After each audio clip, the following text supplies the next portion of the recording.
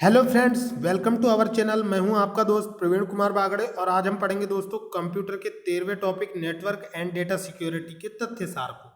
तो दोस्तों आज हम पढ़ेंगे नेटवर्क एंड डेटा सिक्योरिटी। तो दोस्तों मैंने इसके पहले प्रीवियस वीडियो में अपना चेहरा दिखा करके बहुत सारे वीडियोस अपने इस चैनल पर डाल दिया है और आपने मेरे चैनल को अब तक सब्सक्राइब नहीं किया है तो जल्दी से जल्दी सब्सक्राइब करके ऑल नोटिफिकेशन की बटन पर क्लिक कर दे दोस्तों, ताकि हमारे द्वारा डाले जाने वाले प्रत्येक वीडियो की जानकारी आपको मिलती रहे। तो बिना देरी किए शुरू करते हैं दोस्तों आज की अपनी स्टोरी। तो लेट्स स्टार्ट नाउ। दोस्तों स्टार्ट करते हैं हम पहले फैक्ट पे। तो पहला फैक्ट है दोस्तों, साइबर लॉ की शब्दावली में डीओएस का क्या अर्थ है। तो दोस्तों डॉस एक ऑपरेटिंग सिस्टम का भी नाम है जिसका पूरा नाम डिस्क ऑपरेटिंग सिस्टम होता है, लेकिन दोस्तों यहाँ पर साइबर लॉ आ गया है कि साइबर लॉ में डीओएस का क्या अर्थ है। तो दोस्तों साइबर लॉ का मतलब होता है कि इंटरनेट से संबंधित कानून। तो इंटरनेट से संबंधित कानून में डीओएस का पूरा नाम होता है दोस्तों डिनायल ऑफ सर्विस। क्या होता है दोस्तों? Denial of service. तो दोस्तों डिनायल ऑफ सर्विस का मतलब होता है कि सेवा देने से मना करना। डिनायल का मतलब होता है मना करना, इनकार करना, और सर्विस का मतलब होता है सेवा देने से मना करना। तो दोस्तों मैं आपको जानकारी के लिए बता दूं कि डिनायल ऑफ सर्विस की कंडीशन कब आती है, जब आपका सर्वर डाउन हो जाता है। तो क्या होता है कि डिनायल ऑफ सर्विस का मैसेज आता है कि सर्वर इज वेरी बिजी या server is goes to under maintenance. तो दोस्तों डिनायल ऑफ सर्विस जो होती है एक इंटरनेट की प्रॉब्लम होती है। जब किसी वेबसाइट को हैकर्स के द्वारा हैक कर लिया जाता है तो डिनायल ऑफ सर्विस कहा जाता है उसे। आगे बढ़ते हैं दोस्तों नेक्स्ट फैक्ट पे। एक निश्चित पते पर किसी यूजर द्वारा बार बार एक ही ईमेल संदेश भेजना कहलाता है। तो दोस्तों किसी की ईमेल आईडी पर अगर एक ही मेल को बार बार भेजा जा रहा है तो ऐसे मेल को ईमेल स्पैमिंग कहा जाता है दोस्तों। ऐसी घटना को ईमेल स्पैमिंग कहा जाता है, मतलब कि आपके ईमेल पे कचरा जमा हो रहा है। आगे बढ़ते हैं दोस्तों तीसरे फैक्ट पे। तीसरा फैक्ट है अनजान मेल अनुलग्नकों यानी अटैचमेंट को हटा दिया जाता है, क्योंकि दोस्तों आपको सलाह दी जाती है कि अगर आपको कोई अनजान व्यक्ति मेल भेज रहा है तो आप उसके मेल को बिना पढ़े ही डिलीट कर दीजिए, क्योंकि ऐसे मेल में वायरस के होने का खतरा ज़्यादा होता है। तो दोस्तों ऐसे में वायरस हो सकता है जो आपके कंप्यूटर को नुकसान कर सकता है। और वायरस के बारे में तो आप जानते हैं, virus is a malicious program and it is very harmful for our computer security and our local area network, metropolitan area network and wide area network. तो आगे बढ़ते हैं दोस्तों नेक्स्ट फैक्ट पे। नेक्स्ट फैक्ट है दोस्तों जंक या अवांछित विज्ञापन वाले ईमेल को कहते हैं। तो दोस्तों जंक या अवांछित विज्ञापन वाले मेल को कहते हैं स्पैम या कचरा। आगे बढ़ते हैं दोस्तों, हमारे वीडियोस में आपको आखिरी समय तक बने रहना है। अगला आपका बहुत ही महत्वपूर्ण फैक्ट है दोस्तों, जो कि पीएनबी क्लर्क की एग्जाम में पूछा गया है। जब कंप्यूटर वायरस या किसी अन्य त्रुटि के कारण अचानक कंप्यूटर कार्य करना बंद कर दे तो इसे क्या कहते हैं? इसे कहते हैं दोस्तों क्रैश। क्रैश होना मतलब होता है दोस्तों नष्ट होना। तो क्या होता है कि अचानक अगर आपके कंप्यूटर में कोई त्रुटि आ जाती है तो उससे आपका कंप्यूटर क्रैश हो जाता है या अचानक कार्य करना बंद कर देता है, इसे क्रैश कहते हैं दोस्तों। तो दोस्तों आप लोगों ने अगर प्रिंस मूवी देखी होगी जो 2010 के आसपास आई थी, जिसमें कि विवेक ओबराय थे, तो उसमें क्या होता है दोस्तों उनकी जो विवेक ओबराय की सेकेंडरी मेमोरी होती है वो क्रैश हो जाती है, जिसकी वजह से वो अपनी पास्ट लाइफ को भूल जाता है। तो मतलब कि उसकी मेमोरी को डिलीट कर दिया जाता है, मतलब कि किसी चीज़ का नष्ट होना क्रैश होना कहलाता है। आगे बढ़ते हैं दोस्तों नेक्स्ट फैक्ट पे। जब किसी अनजान प्रेषक से आपको कोई ईमेल प्राप्त हो तो आपको क्या करना चाहिए? दोस्तों उसे बिना खोले डिलीट कर देना चाहिए, क्योंकि ऐसे ईमेल में वायरस के होने का खतरा ज़्यादा होता है। आगे बढ़ते हैं दोस्तों नेक्स्ट फैक्ट पर। अपराधियों द्वारा यूजर की पर्सनल इंफॉर्मेशन प्राप्त करने, चोरी करने के लिए छद्म रूप धारण करने और उनके रिसोर्स को एक्सेस करने की प्रयास को क्या कहा जाता है? तो दोस्तों इसे आइडेंटिटी थेफ्ट कहा जाता है, मतलब कि परिचय संबंधी धोखा। मतलब कि आपको ये लगता है कि यह व्यक्ति काम का है और आपको वह रिक्वेस्ट भेजता है, ईमेल भेजता है और आपसे पर्सनल जानकारी को मांगता है, तो ऐसे व्यक्ति को आपको अपनी जानकारी को शेयर नहीं करना है दोस्तों। ऐसी घटना को आइडेंटिटी थेफ्ट कहा जाता है। आगे बढ़ते हैं दोस्तों नेक्स्ट फैक्ट पे। नेक्स्ट फैक्ट है स्पैम। स्पैम किससे संबंधित है? नेक्स्ट फैक्ट है दोस्तों स्पैम किस विषय से संबंधित है? तो स्पैम जो है दोस्तों कंप्यूटर से संबंधित है या कंप्यूटर ईमेल से संबंधित है। आगे बढ़ते हैं दोस्तों, फायरवॉल का मुख्य काम क्या है? तो दोस्तों फायरवॉल का मुख्य काम है मॉनिटरिंग करना। और फायरवॉल का मुख्य काम है दोस्तों मॉनिटरिंग करना यानी निगरानी करना।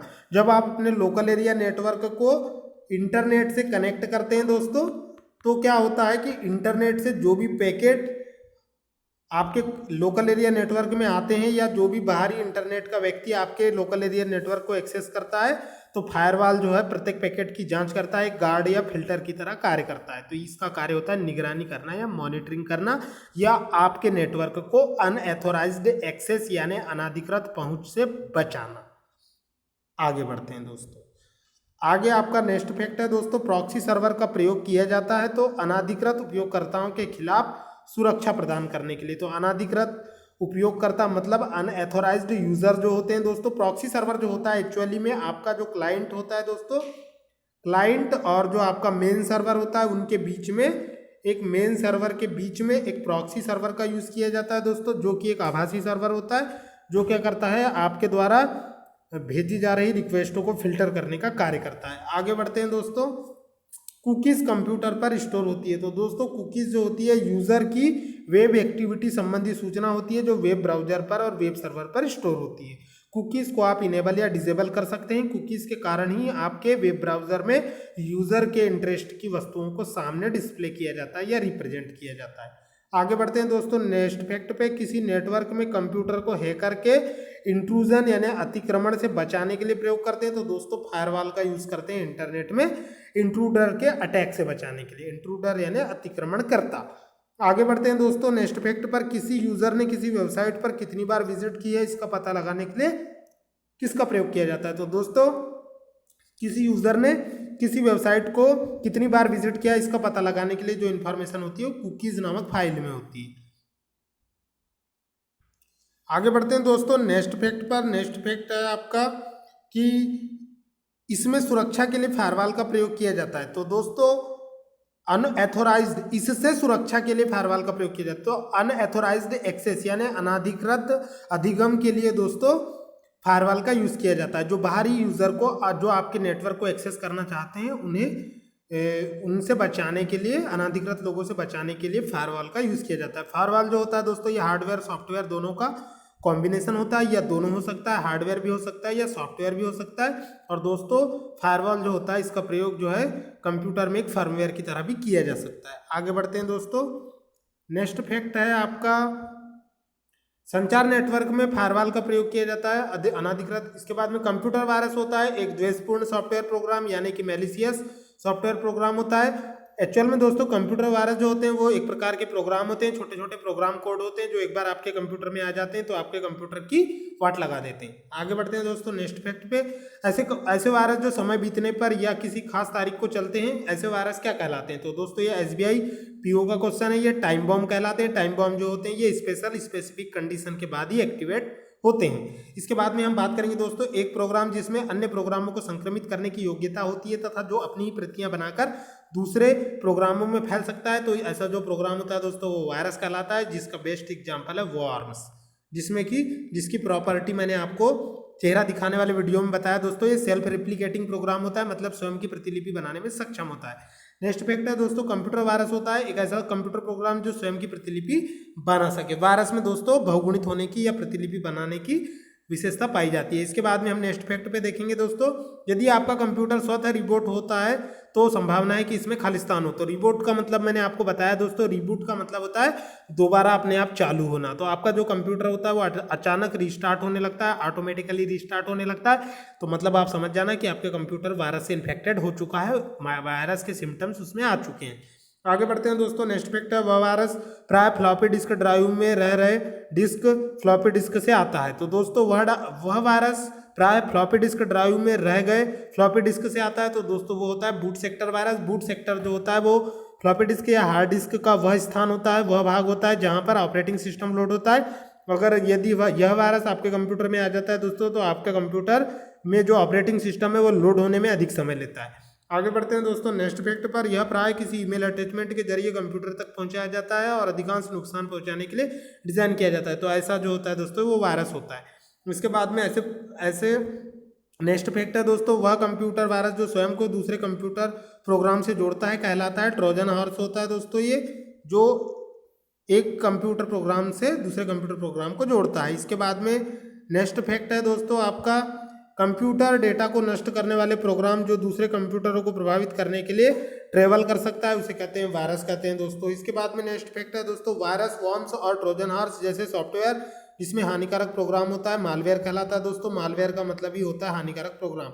इसके बाद मैलिशियस प्रोग्राम। इसके बाद में दोस्तों वायरस से तात्पर्य मतलब वायरस का पूरा नाम पूछा है, vital information resource under seize. Vital का मतलब होता है दोस्तों, वाइटल इंफॉर्मेशन का मतलब होता है महत्वपूर्ण जानकारी, रिसोर्स का मतलब होता है संसाधन और अंडर सीज का मतलब होता है घेराबंदी। तो महत्वपूर्ण जानकारी की घेराबंदी करने वाले सॉफ्टवेयर कोड को वायरस कहा जाता है। इसके बाद में दोस्तों ज्ञात सॉफ्टवेयर बग, त्रुटि। तो कंप्यूटर में त्रुटि को बग कहा जाता है दोस्तों। इसे रिपेयर करने के लिए इंटरनेट पर सामान्यतः बिना प्रभार से यानी बिना शुल्क के मिलने वाला सॉफ्टवेयर जो होता है उसे पैच कहा जाता है, जो कि कंपनी के द्वारा प्रोवाइड कराया जाता है। इसके बाद में नेक्स्ट फैक्ट है दोस्तों, कंप्यूटर हैकर है। तो कंप्यूटर हैकर कौन होता है? एक कंप्यूटर एक्सपर्ट होता है, एक व्यक्ति जो व्यक्तिगत लाभ के लिए दूषित इरादों से कंप्यूटर सुरक्षा का पालन नहीं करता और आपके कंप्यूटर नेटवर्क की खामियों का पता लगाकर फाइनेंशियल फ्रॉड करने का भरकस एफर्ट करता है दोस्तों, प्रयास करता है। आगे बढ़ते हैं दोस्तों नेक्स्ट फैक्ट पे। नेक्स्ट फैक्ट है दोस्तों, झूठे ईमेल भेजकर या वेब पेज क्रिएट कर किसी व्यक्ति के बैंक अकाउंट, क्रेडिट कार्ड या अन्य लॉगिन सूचना प्राप्त करने की प्रक्रिया को कहा जाता है। तो दोस्तों झूठे ईमेल भेजकर जो वेब पेज क्रिएट करके आपके बैंक अकाउंट व क्रेडिट कार्ड या बैंकिंग से रिलेटेड इन्फॉर्मेशन जो लेता है दोस्तों, ये फिशिंग कहलाता है। फिशिंग का सर्वाधिक यूज बैंकिंग के क्षेत्र में किया जाता है। Phishing is a very critical problem and many of persons are in our country are also affected by its problem because many persons have no knowledge by internet and information technology। दोस्तों आगे बढ़ते हैं दोस्तों next fact पे। Computer सुरक्षा के संदर्भ में क्रैकर किस नाम से जाने जाते हैं? तो ब्लैक हैट हैकर्स होते हैं दोस्तों, जो कि क्या करते हैं, कंप्यूटर सुरक्षा के संबंध में नुकसान पहुंचाते हैं और ये फाइनेंशियल फ्रॉड को अप्लाई करते हैं। आगे बढ़ते हैं दोस्तों, वह गोपनीय कोड जो कुछ प्रोग्रामों में प्रविष्ट वह गोपनीय कोड जो कुछ प्रोग्रामों में एंट्री प्रतिबंधित करता है तो उसे पासवर्ड कहा जाता है दोस्तों। Password is a string which is a combination of alphabet, numbers and special symbols. इसके बाद में हम बात करेंगे दोस्तों, पासवर्ड के प्रयोग से उपयोगकर्ता गोपनीयता बरकरार रख सकते हैं, मतलब अपनी प्राइवेसी को मेंटेन कर सकते हैं। आगे बढ़ते हैं दोस्तों, नेक्स्ट फैक्ट है वह गुप्त कोड जो कुछ सुरक्षित प्रोग्राम में यूजर को एक्सेस प्रदान करता है, पासवर्ड कहलाता है दोस्तों, जो किसी भी सॉफ्टवेयर में लॉगिन करने में हेल्पफुल होता है। आगे बढ़ते हैं दोस्तों नेक्स्ट फैक्ट पर। नेक्स्ट फैक्ट है दोस्तों, स्पैम को पहचान कर उसे दूर करने वाला सॉफ्टवेयर कहलाता है एंटी स्पैम प्रोग्राम। इसके बाद में दोस्तों नेक्स्ट फैक्ट है हार्डवेयर और सॉफ्टवेयर का समूह जो किसी कंप्यूटर या कंप्यूटर नेटवर्क में अनाधिकृत उपयोगकर्ताओं के प्रवेश को रोकता है, फायरवॉल कहलाता है दोस्तों। कंप्यूटर में फायरवॉल है हार्डवेयर या सॉफ्टवेयर जो प्राइवेट नेटवर्क को पब्लिक नेटवर्क से अलग करता है, मतलब कि आपके पर्सनल नेटवर्क को अदर नेटवर्क से जोड़ता है और एक फिल्टर या गार्ड की तरह कार्य करता है, जो कि मुख्य कार्य है अनऑथराइज्ड एक्सेस से रोकना, आपके कंप्यूटर नेटवर्क को और आपकी जानकारी को अनऑथराइज्ड एक्सेस से रोकना। नेक्स्ट फैक्ट है दोस्तों, यह हार्ड डिस्क के बूट सेक्टर को इंगित कर बूट प्रोसेस के महत्वपूर्ण भाग को संक्रमित करता है। तो ऐसा वायरस जो होता है दोस्तों वो बूट वायरस या बूट सेक्टर वायरस कहलाता है। इसके बाद में दोस्तों अपनी गलत पहचान बताकर किसी गोपनीय सूचना को प्राप्त करने का प्रयास करता है, ये कहलाता है फिशिंग ट्रिप। तो फिशिंग ट्रिप होती है दोस्तों। आगे बढ़ते हैं दोस्तों नेक्स्ट फैक्ट पे। नेक्स्ट फैक्ट है दोस्तों, वह व्यक्ति जो अपनी विशेषज्ञता का उपयोग दूसरे व्यक्तियों के कंप्यूटर में गोपनीय सूचना प्राप्त करने व नुकसान पहुंचाने के लिए करता है, हैकर कहलाता है दोस्तों। ये एक प्रकार का कंप्यूटर एक्सपर्ट होता है जो कि नुकसानदायक होता है। आगे बढ़ते हैं दोस्तों नेक्स्ट फैक्ट पर। किसी व्यक्ति के उंगली के निशान के आधार पर एक्सेस, इसे क्या कहा जाता है? तो दोस्तों ऐसे व्यक्ति को प्रवेश नियंत्रण को बायोमेट्रिक पहचान या बायोमेट्रिक आइडेंटिटी कहा जाता है। जैसे कि आप किसी कियोस्क बैंकिंग सेंटर में जाते हैं और वहां पर अपने अकाउंट का पैसा जो है आप अपनी उंगली की छाप या बायोमेट्रिक ऑथेंटिकेशन के द्वारा निकाल सकते हैं। आगे बढ़ते हैं दोस्तों, लॉगिन नेम एवं पासवर्ड का वेरिफिकेशन करने की प्रक्रिया को ऑथेंटिकेशन कहा जाता है दोस्तों। ऑथेंटिकेशन का मतलब होता है प्रमाणीकरण। आगे बढ़ते हैं दोस्तों नेक्स्ट फैक्ट है, यह संख्या और वर्णमाला का मिश्रण है जो जिसका प्रयोग यूजर अकाउंट एक्सेस करने के लिए यूजर नेम के साथ करता है। तो ऐसे स्ट्रिंग या कैरेक्टर्स के समूह को पासवर्ड कहा जाता है दोस्तों। नेक्स्ट फैक्ट है, अपराधियों द्वारा कंप्यूटर से डिलीट की गई या डैमेज की गई फाइलों को, करप्ट की गई फाइलों को पुनः प्राप्त करने की विशेषज्ञता को क्या कहा जाता है दोस्तों? इसे कंप्यूटर फॉरेंसिक कहा जाता है। इसके बाद में दोस्तों नेटवर्क सुरक्षा में WEP का पूरा नाम क्या है? तो ये भी SSC का क्वेश्चन है दोस्तों। इसे वायर्ड इक्विवेलेंट प्राइवेसी कहा जाता है दोस्तों। आगे बढ़ते हैं दोस्तों नेक्स्ट फैक्ट है, एक विशेष डिजिटल कोड जिसे किसी फाइल या ईमेल संदेश के साथ जोड़ा जा सकता है ताकि प्रेषक की पहचान स्थापित की जा सके तथा यह सुनिश्चित किया जा सके कि फाइल या मैसेज हस्ताक्षर के समय पश्चात परिवर्तित नहीं किया जा सकता। तो ऐसे जो हस्ताक्षर होते हैं दोस्तों, जो डिजिटल कोड के रूप में होते हैं, जिन्हें ईमेल संदेश के साथ जोड़ा जा सकता है तथा जो यूजर की पहचान या सेंडर की पहचान को सुनिश्चित करते हैं, ऐसे डिजिटल कोड को डिजिटल हस्ताक्षर कहा जाता है दोस्तों। ये इसका प्रयोग ई गवर्नेंस व ई कॉमर्स में वाइडली यूज किया जाता है दोस्तों, ब्रॉड लेवल पे। आगे बढ़ते हैं दोस्तों। नेक्स्ट फैक्ट है, एक छोटी टेस्ट फाइल जो आपके वेब सर्वर पर आपके कंप्यूटर की जानकारी को रखता है वो कहलाता है दोस्तों कुकीज़। कुकीज़ जो होता है ये आपके वेब ब्राउज़र पर जाकर इसे आप इनेबल भी कर सकते हैं या डिसेबल भी कर सकते हैं। तो इस तरह दोस्तों मेरा वीडियो कंप्लीट हुआ। आपको मेरा वीडियो कैसा लगा कमेंट करके ज़रूर बताएं। तो नमस्कार दोस्तों, मैं था आपका दोस्त इंजीनियर प्रवीण कुमार बागड़े और इसके बाद मैं आपको वस्तुनिष्ठ क्वेश्चन का वीडियो अपलोड करने वाला हूं। तो तब तक के इंतजार कीजिए मेरे नेक्स्ट वीडियो का। तब तक के लिए टाटा बाय बाय, खुदा हाफिज दोस्तों।